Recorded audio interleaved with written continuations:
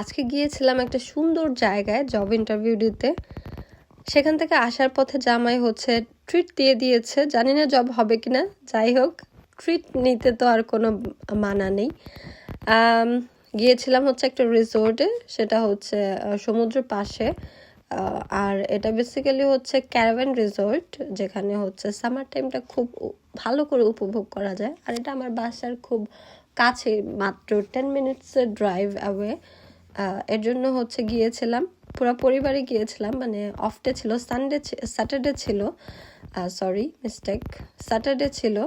তো আমার হাজব্যান্ডের জব ছিল, সে জব থেকে বাচ্চাদেরকে রাখার জন্য অফ নিয়েছে। তারপর চিন্তা করলো যে চলো তোমার সাথে চলে যাই, বাচ্চাদেরকে নিয়ে বাইরে থাকবো বা কোথাও বসার জায়গা, সেখানে আমি ওয়েট করব, তুমি তোমার কাজ শেষ করে তারপর আমরা একসাথে একটু ঘোরাও হয়ে গেল।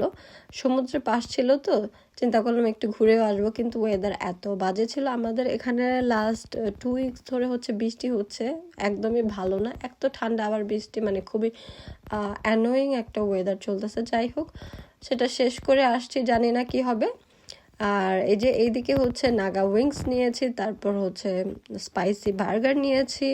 বাচ্চারা নাগেটস অ্যাজ ওয়েলস তারা খেতে চায়, অন্য কিছু ট্রাই করতে চায় না, আমি জানি না কেন। আর ওদের ফ্রাইসটা এত মজা হয়, খুবই ক্রিস্পি হয়। আর সবচেয়ে বেশি যাওয়া হয় আমার তাদের সসগুলোর জন্য।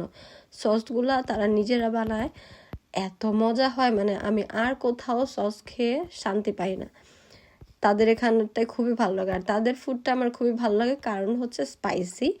আর নামটাও কিন্তু স্পাইস হাট, ছোট্ট একটা রেস্টুরেন্ট, টেক হয়ে বেশি, বসার কয়েকটা সিট আছে। ওখানে গিয়ে আমরা খাই মাঝে মাঝে। খাওয়া দাওয়া শেষ করে বাসার উদ্দেশ্যে রওনা হলাম। সারাদিন টোটো কোম্পানি করে যাই করি, বাসায় এসে কিন্তু আবার নিজের কাজ নিজেকেই করতে হয়, বা বাসার যে কাজগুলো সেগুলো করতে হয়। আর বাচ্চাদেরকে আমি কিছু ফ্রুটস দিব।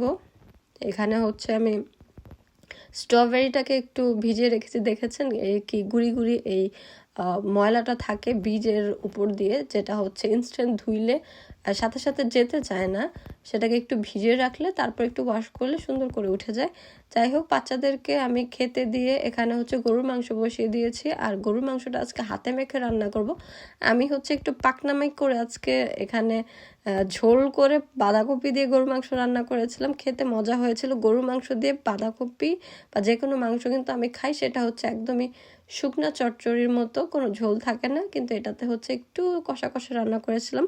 তারপরেও আলহামদুলিল্লাহ মজা হয়েছিল। কিন্তু আমার জামাই গরুর মাংস একদম সাদাসিধা পছন্দ করে, তার গরুর মাংস এত পছন্দ, গরুর মাংসে যদি আমি কোনো কাটাছেঁড়া করতে চাই, সে মনে হয় যে আমাকে খেয়েই ফেলবে। যাই হোক, মজা করলাম, এটা মজা হয়েছিল, কারণ তার গরুর মাংস খুবই পছন্দ। মজা করে রান্না করলে যেভাবে রান্না করে সেভাবে কিন্তু খাওয়া যায়। এই তো লোভনীয় হয়েছিল। আজকে এই পর্যন্তই ছিল, বাইরে খেলাম, বাসায় এসে রান্না করলাম। বাইরে যতই খাই, বাসায় এসে যদি একটু ভাত না খাই, সারাদিনের মনে হয় যে কি যেন খাইনি। আজকে এই পর্যন্তই ছিল। আল্লাহ হাফেজ।